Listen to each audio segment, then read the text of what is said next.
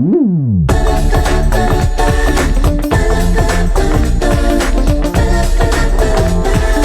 gotta do what? I gotta believe!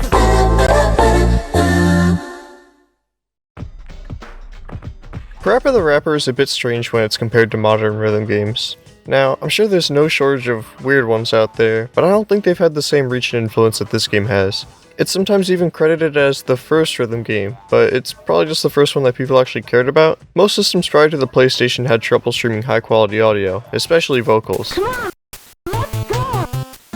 But with CDs becoming the hot new medium in the gaming market, the amount of content devs could put in a game expanded quickly, and as a result, you can now make a rhythm game with CD quality audio.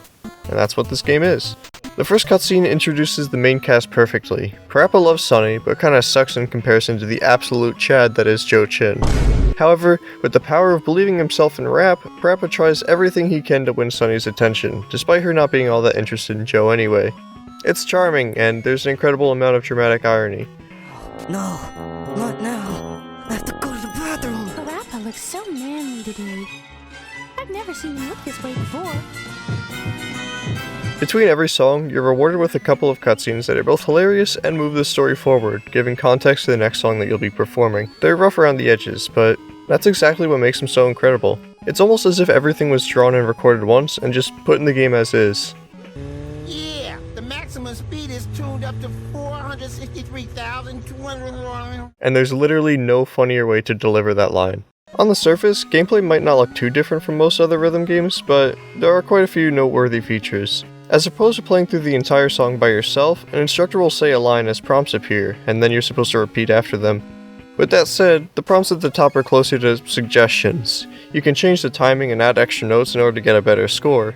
Also, another thing that makes PaRappa stand out is that your inputs are actually what cause PaRappa to speak and play animations, as opposed to his lines just being part of the song itself. Not only is this cool, but it's also hilarious if you just spam buttons and watch PaRappa's model freak out. There's even an Easter egg where if there's a single button bound to multiple words in a line, holding left on the D-pad will cause PaRappa to repeat only the first word on that button. I can sell a bottle cap like this. In addition to extra points, freestyling can also make the game easier. In PaRappa, your ability to move on from a song doesn't depend on your score or percentage of notes hit. Instead, you have a rating that can go up or down after every line. If the game thinks you did a good job on a line, there will be a record scratch sound cue and you'll start to move up on the "you rappin' meter. If the game thinks you did poorly, there will be a lower pitched sound and your rating will start to move down. And something I love about the rating system is that, depending on your level, the world around you will change. Your driving will get worse, the flea market will start to collapse, and it can just start raining. The music changes too, using weirder samples and fewer instruments when you're performing poorly. The instruction manual of the game even suggests failing so you can hear all the different versions of the song, because some people tend to like how they sound. The whole freestyle and rating system are really what give the PaRappa games their identity, and they're honestly a lot of fun. The rating system adds a lot more tension to a song, since you can only progress if you finish on at least the good rating. So if at any point you drop down, you have to make sure you can get back up before the song ends, or you'll end up having to retry. But wait, how does the game differentiate between freestyling and playing poorly? It doesn't.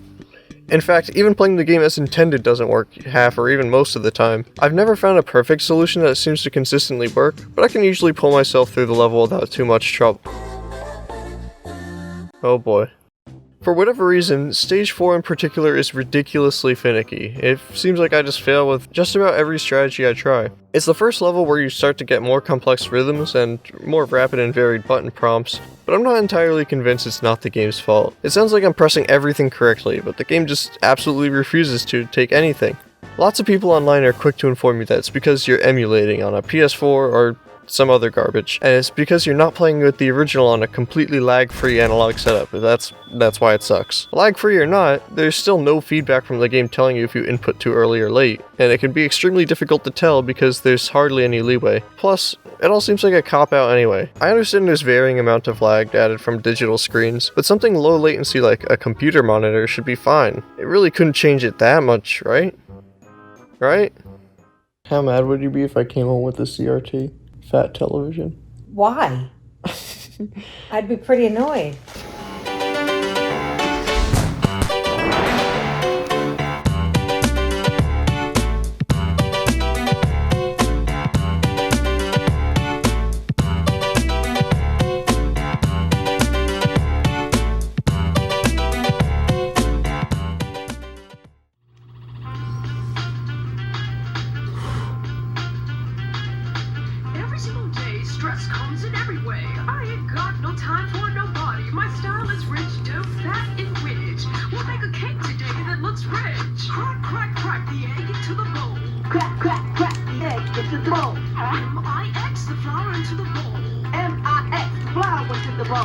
So yeah, my point stands. It's 100% the game's fault.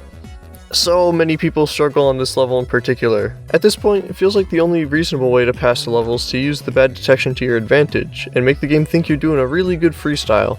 And the next stage sucks even more, and the last one stops telling you what you're even supposed to do at the end. Stage 5 is the toilet level though, so it gets a pass. After beating the game, first of all, give yourself a pat on the back. You go into the menu and choose to replay any of the levels. Replaying them finally allows you to access the elusive cool mode that's been on the rating meter but inaccessible up to this point. In order to rank up to it, you have to freestyle and score enough points for the game to decide to throw you in. In the first PaRappa though, it can be as easy as copying the rhythm from a different line with using the current one's button pool. Or spamming. If you make it, you'll get some special dialogue, the instructor will peace out and leave you to your own groove. Without any input prompts or pauses, rapping cool feels so liberating. It's like you finally overcome the challenge at hand, instead of just barely scraping by from copying the instructors from your first playthrough. Periodically, the game will look at what you input over the past few measures and either give you a load of points or start to try to push you back down to good. It is possible to drop out of cool mode, but you can always get back, and usually you'll have some funny dialogue when it happens. Hey, you're bad. You wanna try super beginners course? Completing a song on cool will result in a slightly modified cutscene, some extra dialogue, and even a crown on the stage select. For a game that only takes 40 minutes to complete, I definitely feel like it's worth tackling for the sake of extra content. It's nothing crazy, considering you're still playing the 6 same songs, but it's like a victory lap, except you can still very much end up losing again. Despite all of its flaws, I still absolutely love this game. I understand it's not for everyone, because you do spend a lot of time fighting with it, just trying to understand what you're doing wrong, but it did get a sequel called simply PaRappa the Rapper 2, which fixes just about every issue I have with the first game, and it holds the same level of whimsy and charm throughout its own unique story. I'd love to do a more in-depth analysis of the changes in that game, but that's a whole video in and of itself, so we'll see about that. With that said, have a nice day or night, and don't forget to believe in yourself.